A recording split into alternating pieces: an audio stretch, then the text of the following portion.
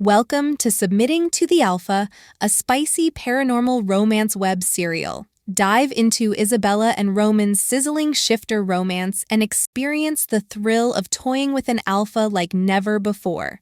Join the adventure now. We hope you enjoy. Chapter 32. Isabella. His fingers danced across my collarbone so softly. They were soothing, and I didn't want him to stop. He snaked them into my hair and pulled me closer, his canines brushing against the nape of my neck. A chill ran through my body, yet everything inside of me seemed to warm. My wolf and I loved this. "I want to mark you, my dear Isabella," he whispered against me. "I want to show everyone how wonderful their new Luna is. I want to finally show everyone that you're mine, and only mine." I stiffened at his words. I should have seen this coming. I shouldn't have let my thoughts get in the way and stupidly believed that he wasn't my mate. Maybe I didn't blindly believe that. I just didn't want to admit to myself that my mate denied me a position as a warrior. He knew that I deserved to be on the battlefield next to him, but he refused to grant something so precious to me. That was betrayal. That had always been betrayal, whether we were mates or not. A stray tear rolled down my cheek as I stared into those golden eyes. They were so comforting, so fucking comforting. He brushed the tear away with his finger, taking my face in his hands. His brows furrowed together. "What's wrong, Isabella?" he asked, tense. "Do you not want me to mark you?" His wolf was clawing to mark me already. He wanted nothing more than to claim me as his, to make sure nobody else would try to take me away from him. But it was too late for that. My lips trembled. "Roman," I whispered, squeezing my eyes closed. "I have something I need to tell you." He sat up, eyes concerned. "What?" For a few minutes, I tried forming words, but I couldn't. How could I tell my mate that I was going to leave him, willingly? My lips trembled again, another tear slipping down my cheek. "I have to leave," I said, so quietly I barely heard myself, but he heard me. He tensed. "What do you mean?" I parted my lips. No words. I tried forcing them out again. Nothing. I grasped his face in my hand, tickling my palm with his stubble. "I have to leave for a year." Roman didn't move, but his grasp on my fingers tightened. "Isabella, tell me." "Don't hate me, Roman, please. I made the decision before I knew you were my mate, and I can't take it back now." My heart was breaking into a million tiny pieces that I wouldn't be able to put back together. Not now. Not ever. "Now, Isabella, what are you talking about?" I frowned at the man above me and did the only thing I could. I turned my bare back to him so he could see the mark of a lichen and curled my fingers into the pillow, digging them in and waiting for something, anything. But it never came. No scolding, no yelling, nothing. "I'm sorry," I whispered. "I really am." After 5 minutes of pure silence, I turned my head. He had his lips pressed in a tight line. His eyes were gold, but not that fiery gold that I had seen almost every night. They were a sad, swelling gold. "You're leaving me." "Roman." I sat up, pulling the blankets over my naked and exposed body. "You went behind my back. You're leaving me to be a lichen." His voice was louder this time, more hurtful. "We're still mates. Mates that don't live together. Mates that will never see each other. Mates that lie to each other. Those aren't mates, Isabella." He clenched his jaw and stared out of the window, the moonlight glimmering off his perfect fucking face. "The whole reason for mates is to build a life with one another, and you're leaving me." I pursed my lips together, suddenly angry at him. "This isn't my fault." "This isn't your fault? You could have told me about it. You could have told me that fucking asshole was talking to you behind my back. What did he say to you? What did he promise you? Happiness with him? Is that what you wanted? Did you want someone to fuck you because I waited until you knew we were mates?" He ran his hands through his hair and abruptly stood off of the bed. His minty scent was making this, oh, so goddamn hard. I stood too and poked a finger right into his chest. "You do not blame me for this.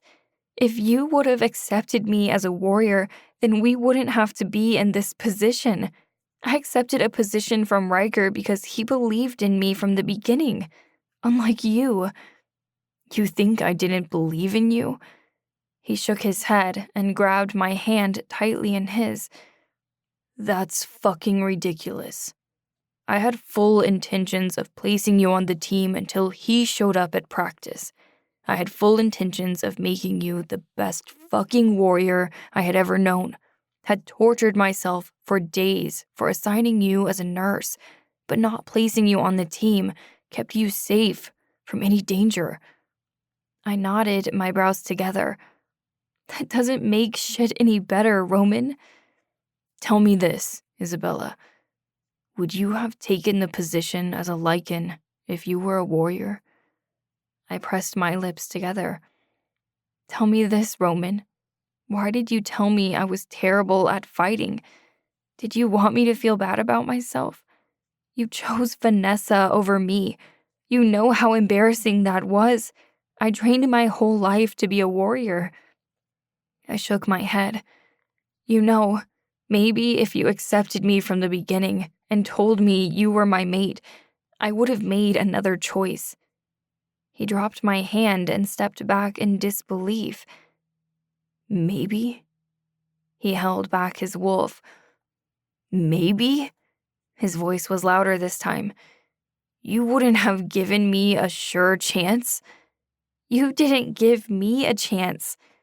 That's different." "No, it's not, Roman. It's not different." I shook my head and pressed my lips together. If we were going to fight about this, we might as well put everything on the table. Why didn't you ever tell me that you were my mate? Why keep it a secret for the 3 years you've known? Silence. Is it because you wanted to fuck whoever you fucking wanted to and didn't have to take responsibility for it? He clenched his jaw and grabbed mine, forcing me to stop talking. "Stop." I glared at him. Is that the reason? My heart pounded in my chest. Did he want to be with other people when he knew for sure I was his mate? Nobody hid their mate from the world. Nobody could spend a single moment without them. Something tightened in my chest and my wolf whimpered. Did he not want us? Both of us? Tears rolled down my cheeks. All the last few weeks, all the hurt, all of the betrayal, all the lying was finally coming out, and I didn't stop it. "Don't be stupid, Isabella." His voice was quieter but still tense. "Since I've known that you were my mate, I haven't been with anyone." I crossed my arms over my chest and pushed him away. I wasn't sure what to believe. "You don't believe me, do you?" He shook his head, snatched his journal from off of the dresser, and flipped through it. My eyes widened, seeing the 100 sketches he had drawn of me. Every one was of me. Me running, me smiling, me training in the backyard with Derek. I spent every fucking day since I turned 18 wishing I could be with you, and only you. You know how long I've waited for this moment. to finally make you mine." His eyes were pure rage. I grabbed the notebook from him, my shaky hands flipping through the pages upon pages upon pages. I couldn't believe it. He had drawn that picture of me, had given it to me to show how much he cared, even though he couldn't really show it. I just didn't understand why he didn't tell me. "Then why?" I asked, my heart racing with so many emotions I couldn't tell which was which anymore. He clenched his jaw and sighed, walking over to his dresser and trailing his finger across the chain of Luna Rhea's mate necklace he had in his room. "I wanted you to feel the same way I felt when I found out you were my mate. I wanted it to be real for you, as real as it was for me. I didn't want you to feel like you had to love me just because I was your alpha and said that I was your mate. I hate those people who do that." He shook his head and clenched his fist with the chain in it. "I wanted you to feel everything for me naturally, instead of it being forced. I wanted to wait until you turned 18 to have sex with you, because I wanted it to be special for both of us. But you made that damn hard each night." His jaw twitched. "You know how many fucking nights I just wanted to tell you so I could finally have you as my own." He became quiet. "And now you know we're mates, and you're leaving me." He turned around, finally, and I saw the tears in his eyes, unfallen, but still prominent. I stepped toward him, not knowing what to say or what to do at the moment, but he stepped back, and I felt rejected.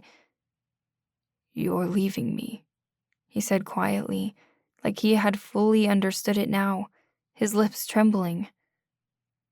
"Roman," I said, my voice cracking. He held out his hand and gave me the necklace, not bothering to put it on me like mates always did with each other. Mom had gushed so many times about when Dad put her necklace around her neck, how she would never forget that moment. But I wouldn't get my special moment. My special moment was ruined the minute Roman assigned me as a nurse. "Put it on me," I said, desperate, so fucking desperate. He paused for a long moment, the moonlight bouncing off of his skin. His eyes flashed back and forth between gold and green. Then he finally took a deep breath and said, "I can't." After another moment, he turned around and placed his hands on the dresser, taking a deep breath, the muscles in his back tensing. "You should leave, Isabella." No, I couldn't leave. Not without him marking me. Not without him putting on my necklace. Not without my mate. "You want me to leave?" I whispered. Everything hurt. My body, my heart, my wolf. I pressed my lips together so hard to muffle a sob. This wasn't how it was supposed to be. This wasn't how I wanted my 18th birthday to end. This wasn't how I pictured meeting my mate. This wasn't a fairy tale. This was a nightmare. "Yes," he said. His response was short and quick, like he didn't need to think about it. I clutched the necklace in my hand, holding on to it for dear life. Beside the sketch, it was the only thing I had from Roman. I gathered my belongings, my dress, my bra, my single ounce of dignity, and walked to the door. Yet he didn't make eye contact with me. It was like I was an ugly monster to him. After grabbing the doorknob, I turned to face him. There was one question that I needed answered before I left, the question that my wolf had been begging me to ask since we found out he was our mate. I gazed down at Luna Rhea's necklace, rubbing the pendant between my thumb and index finger. I already knew the answer, but I needed to hear it from him. "Will you mark me, Roman?" Moon goddess, I wanted him to say yes. I needed him to mark me, to prove that he still loved me despite my decision, that he wouldn't get with someone else just because he was angry at me, that I was his, and he was mine. The mating process required it. Sex without a mark, or a mark without sex.